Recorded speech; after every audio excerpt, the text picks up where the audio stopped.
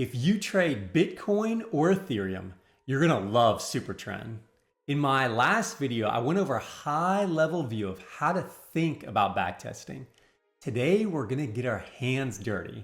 I'll show you how it actually works. In my last video, I mentioned someone made an outlandish claim about the Supertrend indicator. Here's him in his own words. Trading strategy has actually been quite successful in the back tests that I've done on Bitcoin, with up to a 90% success rate and approximately 100% profit per week. If someone's willing to share, I'm willing to listen, especially for a potential upside like that. Spoiler alert, the results are far from that. Think about any of the adventure movies you've seen. National Treasure, Indiana Jones.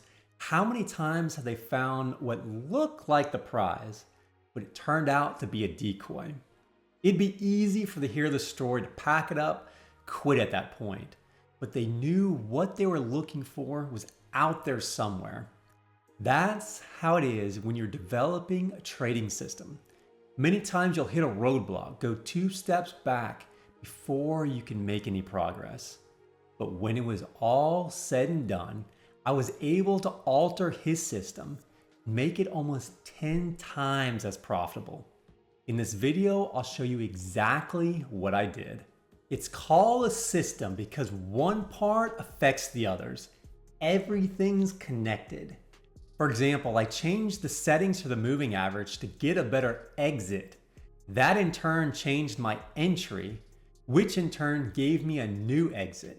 There's an old saying, give a man a fish, feed him for a day. Teach a man to fish, feed him for a lifetime. This video is going to help 2 kinds of people. I know some aren't interested in the process. They want me to hand fish to them on a silver platter. If that's you, I'll put timestamps here. However, I hope more people want to help themselves and actually learn how to learn. Market conditions change, and the system from this video may work forever, or it may need to be tweaked in the future. For those of you who want to learn how to fish, I want you to pay most attention to my thought process, how I identified errors with the system, how I problem solved, went through several iterations, and most of all, take to heart the suggestions at the end of this video to make it even better. He said it's valid on the 1 minute, 5 minute, and 15-minute charts for BTC and Ethereum. The article was published March 1st. I'll start from here and see how reliable it actually is. First indicator you want to add, search for 10 in 1. A few will pop up. Make sure you have the right author. We're going to need a 200 and a 50 EMA. Next indicator is the pivot point Supertrend. Make sure it's by Lonesome. Last one is going to be heat map volume by XDE-Cow. You want to change the settings. Extra high volume threshold should be 3, high volume threshold 1.5, and medium volume threshold 0.2. Let's go over the rules and then we'll show some examples. For the long side, the close has to be above the 50 and 200 EMA. The 50 has to be above the 200 EMA. Pivot has to give a buy signal. We want volume orange or yellow, not red or blue. All conditions have to be met or there's no trade. Almost everything on the short side is just the opposite. We want the close below the 2 EMAs. 50 is below the 200. Pivot gives a sell signal. We still want volume orange or yellow, not red or blue. All conditions have to be met or there's still no trade. So let's jump down to the 15-minute and see what we find. This first sell signal came on red volume, so no trade. First buy signal, the volume is what we want to see, but the moving average, we need the blue above the white. Here's our first valid short signal. Volume is yellow. The faster blue moving average is under the white. Price closed below both moving averages. Everything is met, so we enter at the open of the next candle. If you saw my last video about backtesting, I said the hallmark of a great system is how specific it is. you and I should get almost identical results. Let's listen to how the author places a stop loss in the system. The stop out would be somewhere down here around the 200 EMA. Of course, once you get up to a 1-to-1 risk reward ratio, you can go ahead and move your stops up accordingly. He sets his stop somewhere around the 200 moving average. That's too ambiguous. Should it be just before, right on, just past it? For our purposes, I'll have it right at the 200 every time. I'll say that I do like his detailed explanation of how he moves his stop loss. When we're 1R in profit, we move stop loss to break even and close the trade at 2R profit. Okay, let's get back to the charts. As we just heard, we'll set our stop loss at the white 200 moving average. Take profit will be at 2R. Stop loss hasn't been moved because price didn't go halfway to the target.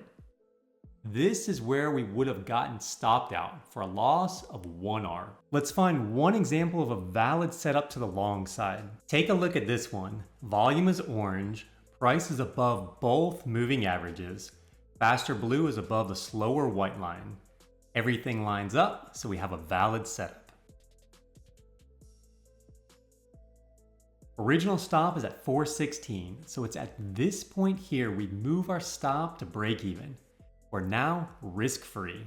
Trade will either be plus 2R or break even.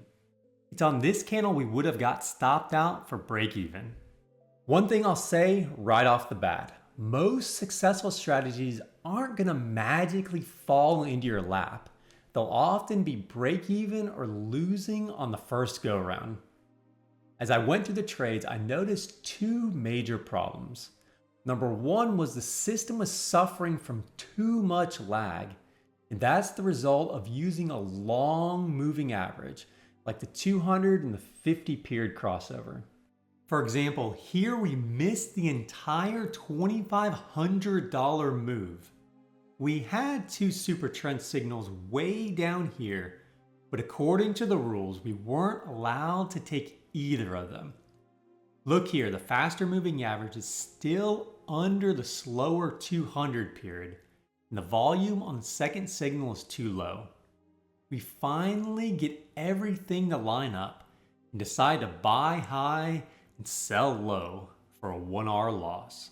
My initial idea was to play around with the moving averages and see how it responds to a super fast pair like the 10 and 20, or maybe it'll work better with a 20 and 50 pair. The other issue was setting the stop loss at the 200 period moving average, especially after price was trending for a while. Oftentimes, this would result in a massive stop loss. As a general rule of thumb, when I use ATR as my initial stop loss, I'll use 1.5 to 2x the ATR. To see what I mean, look at this entry. Stop loss is $481, while the ATR is only at 57. This works out to over 8x the stop loss. And I've saved the best part for last. You should always question a system's assumptions. One of his unbreakable rules is volume has to either be yellow or orange. These two colors represent a moderate amount of volume. He specifically wants to avoid the white and blue candles, which represent low areas of volume. He's also staying on the sideline for the red volume because he's assuming there's too much volatility. Now, if I recall, there were some massive trends I was forced to sit on the sidelines because the volume wasn't the right color. Look what happens when we ignore that condition. Here we get a buy signal. Blue average is on top.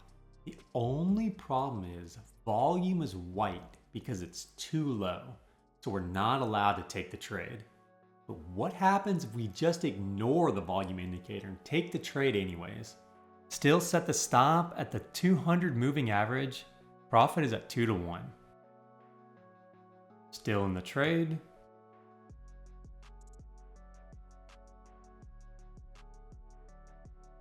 Still in the trade. Eventually we hit our target. So plus 2R that we didn't have before. Let's look to the next trade. The same situation. Everything is good except the volume. We're gonna go ahead and enter like normal. It's nowhere near our stop. And once again, we hit take profit. It's 2 in a row. Everything lines up except look at the volume. It's not white, it's red this time. We're still going to ignore the volume. Profit goes straight up. It's 3 in a row. Next buy signal. Once again, volume is red. Before we would have passed on this, but let's see what happens. Take profit again. We just had 4 wins in a row for plus 8R. These could have wiped out the next 8 losses. So either the volume indicator is not a good one, the settings are wrong, or we should just completely ignore volume for the Supertrend system. All of these can be part of your experiment in order to find out the best combination. Right now, I'm going to follow his exact rules from March 1st to the present day. Then I'll do a separate tally ignoring the volume indicator. Let's go back to the charts, see how the most recent results are. I backtested the second half of the candle starting with March 1st when the article was released. Let's quickly go through the trades and then I'll share another idea with you. Negative R, negative R, negative R, plus 2, negative R, plus 2, negative R, plus 2, break even, negative R,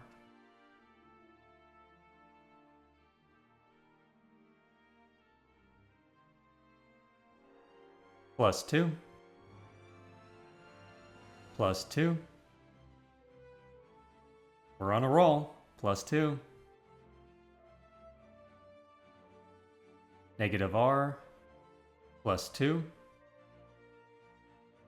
negative R, break even, negative R, negative R. And that's everything, so let's add it up. I started backtesting after the article was published on March 1st, 2023, and only took setups that followed all rules, including the volume restrictions. It was a far cry from the claimed 90%, but even more important than winning percentage is if the system is actually profitable. In this case, I made 4R, so right out of the box, the strategy looks very promising. Something I was thinking about during the backtest. There are 2 ways to make more money. Most people think of the first, which is to increase your winning percentage. We managed to win 37%, which is okay, but not great. If we can find a way to win more often or filter out some of the bad trades, it'll definitely pay dividends in the long run. Take a second and think about the other way to increase your profit. What I find not only easier, but also makes me more money is not necessarily to win more often, but to squeeze more profit from my winning trades. Just think about it. Every time we lose 1R. But who's to say we only have to walk away with 2R when we're right? Let's go back to the charts. I'll show you exactly what I mean. Sure, it's nice we made 2R, but look how much money we left on the table. Using this system, there are 2 ways you can trail your profit. We can stay in the trade until price closes below the faster moving average, or it closes on the other side of the super trend. For example, here would have been our exit using the 50 moving average for an R to R of 5.2. Or if we used the super trend, we would have exited at the close of the candle for 4.5 to 1.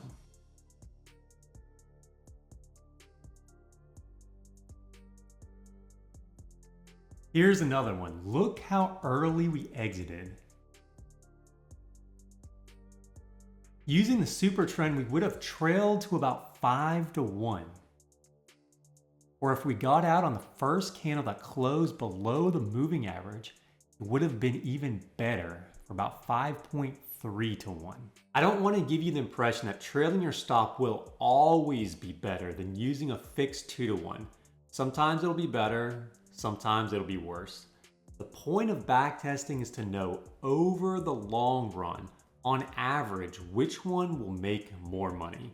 Here's an example where trailing is not as good as the standard strategy. We went from 2 to 1 down to 1.9 to 1 with the moving average, and gave back even more of our profit trailing with Supertrend, ending up about 1.75 to 1. Take this trade for example. We go long, we easily hit our fixed 2 to 1 2 candles later. When we trail our stop with the moving average or Supertrend, we typically don't move the stop loss to break even. We get out when we get an alert.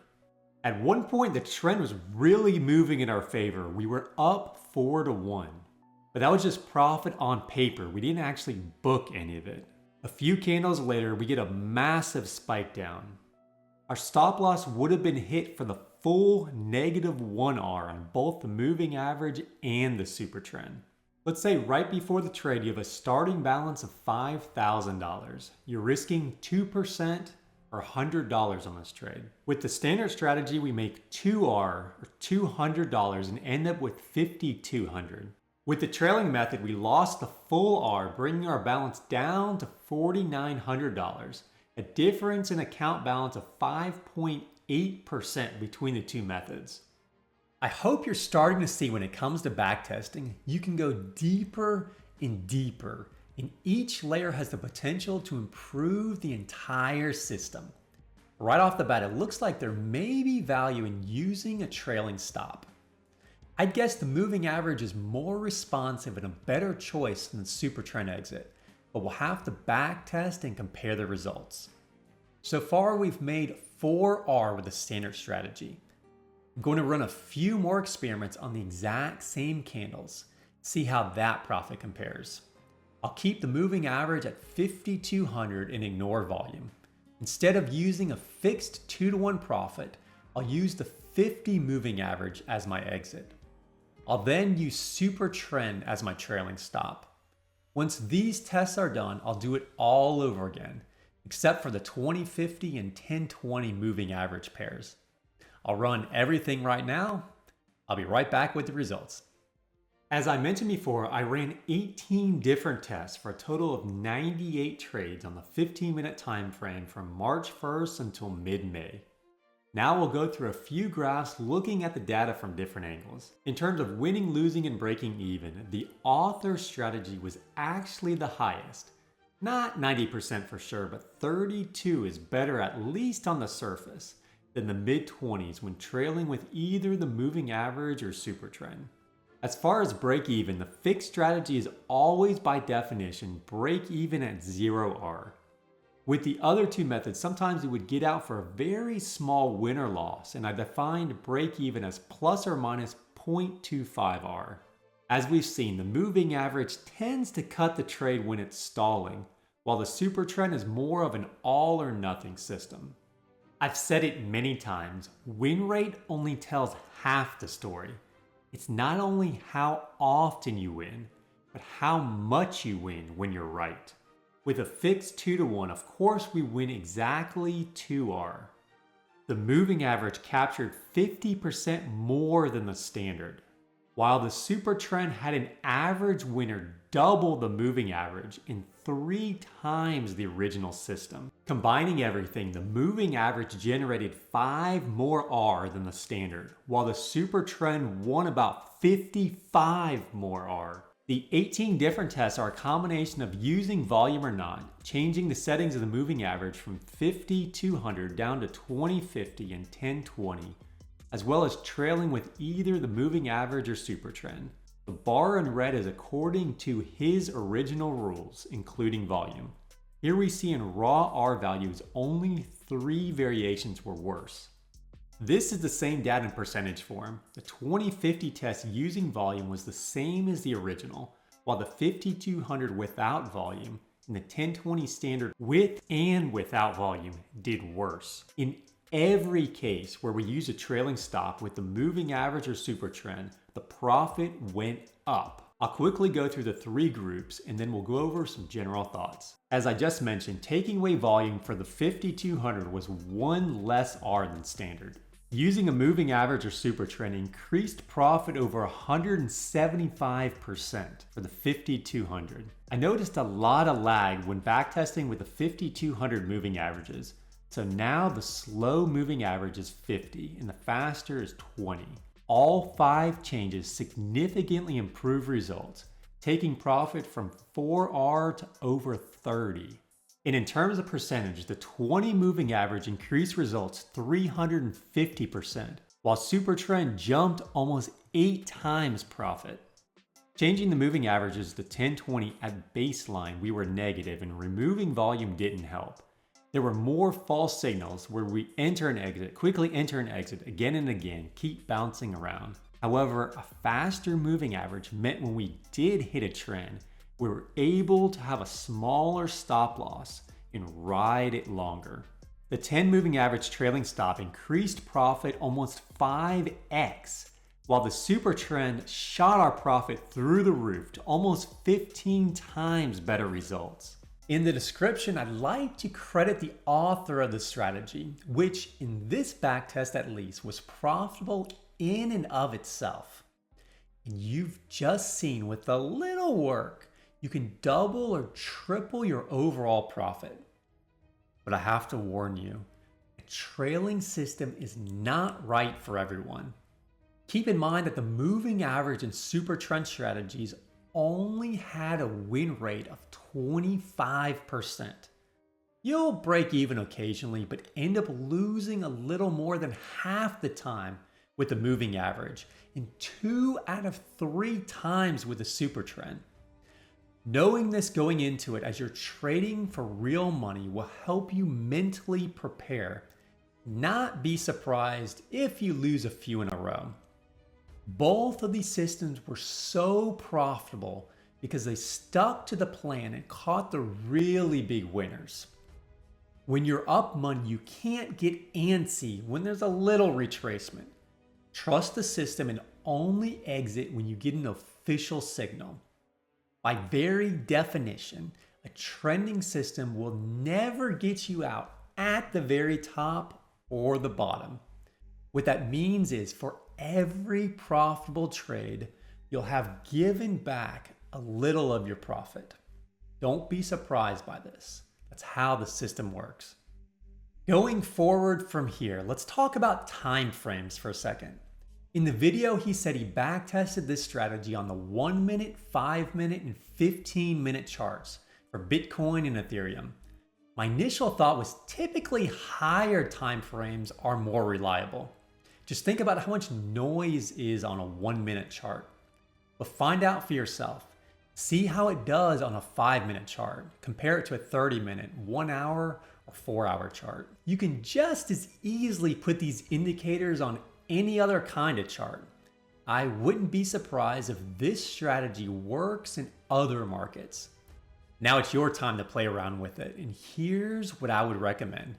Pick out a few stocks, forex pairs, or cryptos that you like to trade. Go back over the rules at the beginning of this video and then start with the 2050 moving average along with Supertrend. If it seems like you're missing out on a lot of trades, change the moving average to 10-20. I'll link a simple spreadsheet down below. Fill it out to compare your results. The last thing I'll say about trailing systems, besides how much money you can make, is how easy they are to manage. Here we're on the 5 minute chart for Bitcoin. Let's say you want to take this short. Everything lines up. Volume is orange, price is below both moving averages.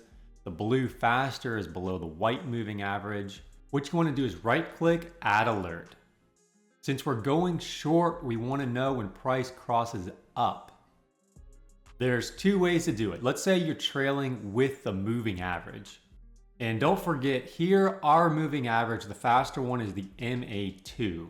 Set it to bar close, then make sure notifications are on. Let's say instead you want to use a Supertrend to trail your stop. Pivot point Supertrend, it would be PP Supertrend.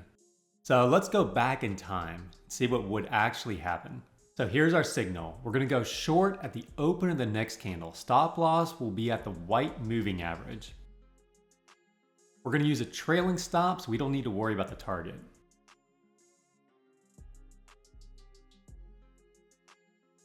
Here price went above the moving average, but it didn't actually close, so we're still in the trade. At the close of this candle, we would have gotten an alert and closed out our trade. And we would have basically broke even. Let's say we used the Supertrend instead, we'd still be in the trade. Our stop loss is still at the dashed white line, it hasn't been hit yet. Price just crossed the Supertrend, but it didn't close above, so we're still in the trade.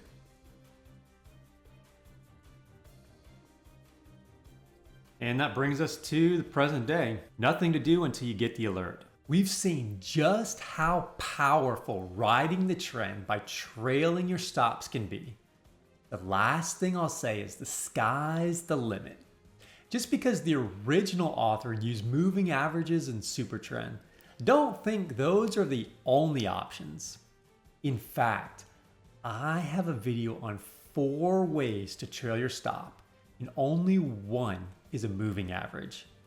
Once you learn the other 3 and test them, you might just find the key to unlock your strategy.